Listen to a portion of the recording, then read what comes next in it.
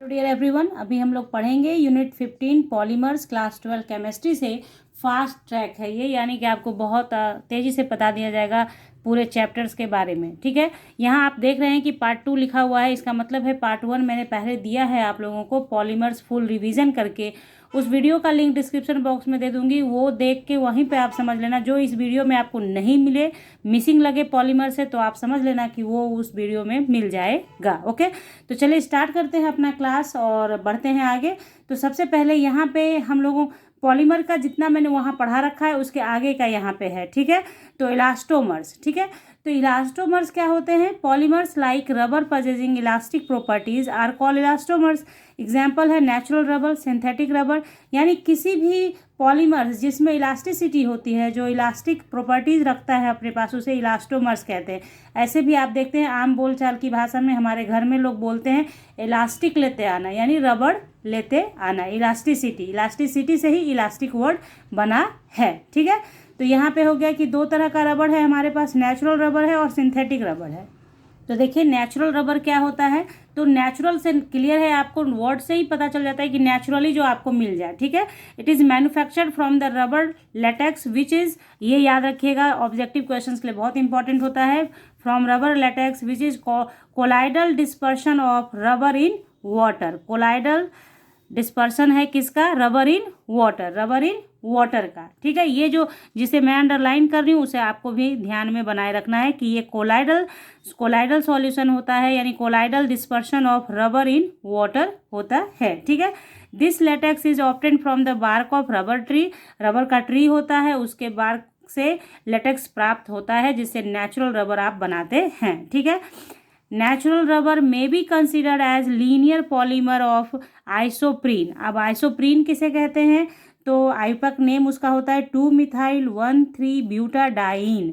Isoprene किसे कहते हैं? Two methyl one three butadiene and is also called as cis-1,4 polyisoprene. ठीक है, तो देखिए नेचुरल रबर का स्ट्रक्चर यहाँ पे दिखाया गया है कि ये एक लीनियर पॉलीमर होता है, जिसमें आपको क्या है 2-methyl-1,3-ब्यूटाडाइन पॉलीमराइज होता है, पॉलीमर्स बनाए रहता है। ये नेचुरल रबर आप पहले यहाँ स्ट्रक्चर देख लें, आगे मैं आपको बताती हूँ कि ये किस तरह से पॉलीमराइज हुआ है। क्योंकि जब आप स्ट्रक्चरली देखेंगे 2-methyl-1,3-ब्यूटाडाइन, तो ये नहीं होता है, वो कुछ और होता है। तो वो किस तरीके से ये पॉलीमर बना है वो आगे दिखाती हूँ आपको।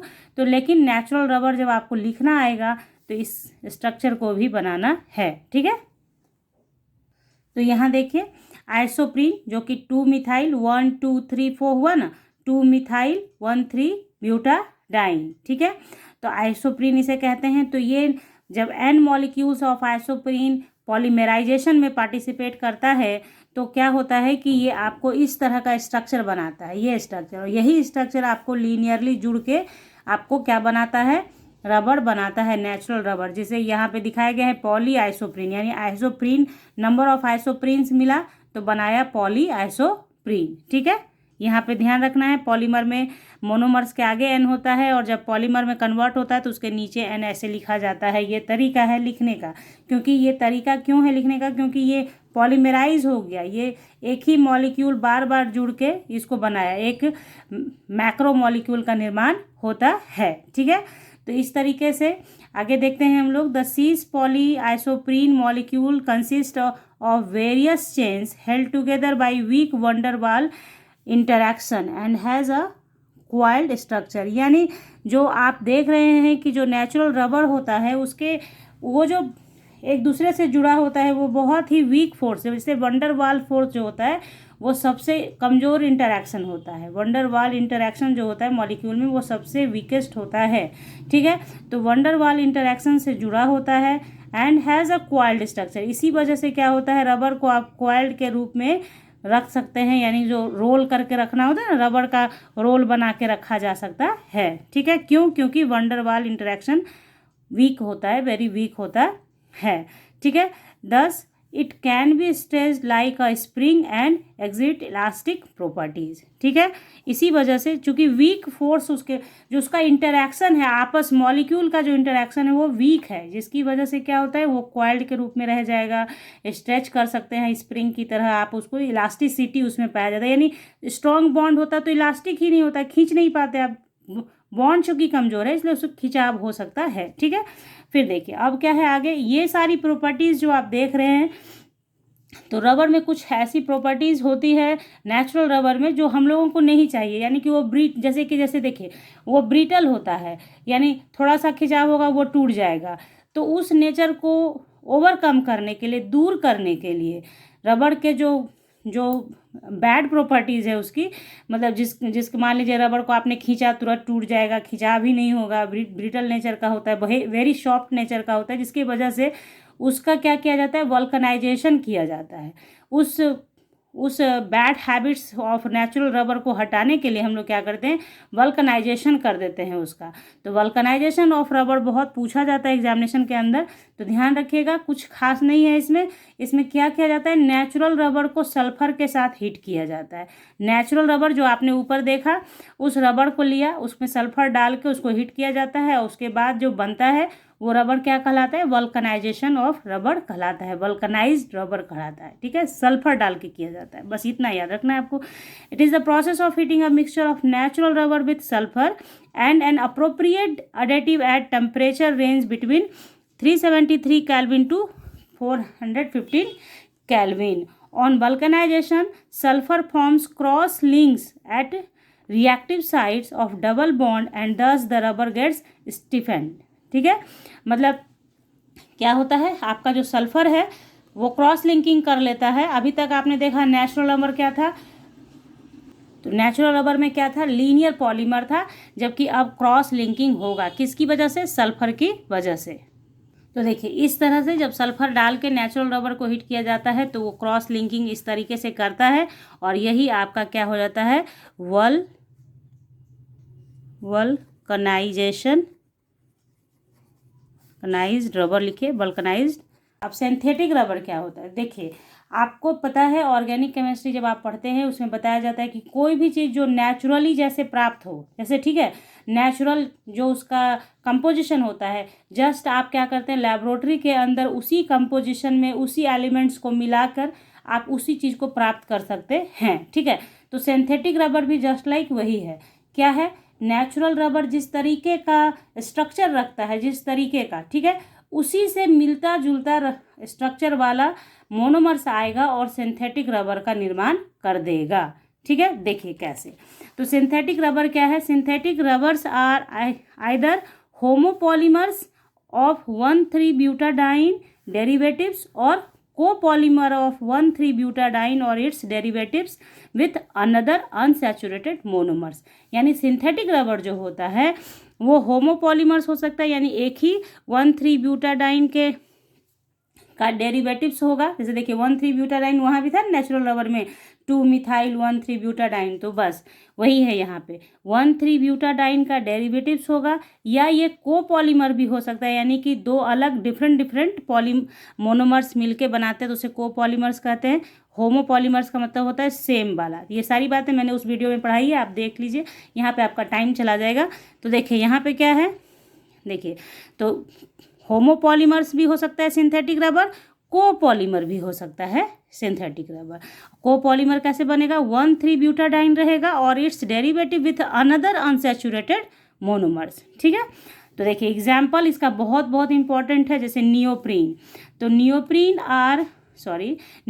और पॉलीक्लोरोप्रीन इज, नियोप्रीन को ही पॉलीक्लोरोप्रीन भी कहेंगे, ठीक है, is formed by the free radical polymerization of chloroprene. तो क्लोरोप्रीन किसे कहेंगे, देखिए जहाँ पे मिथाइल था ना वहाँ पे क्लोरीन डाल दिया तो हो गया ना उसी का डेरिवेटिव्स। यहाँ पे नेचुरल रबर में क्या था, यहाँ मिथाइल था, तो नेचुरल रबर में यहाँ मिथाइल था, यहाँ पे क्लोरीन हो गया तो डेरिवेटिव्स हो गया उसका। तो चलिए क्लोरोप्रीन का याद रखिएगा, इसे आप आयुपक नेम भी दे सकते हैं, 2-chloro-1,3-butadiene, उसका पॉलीमेराइजेशन हो जाएगा तो बनेगा जो वो क्या कहलाएगा, नियोप्रीन।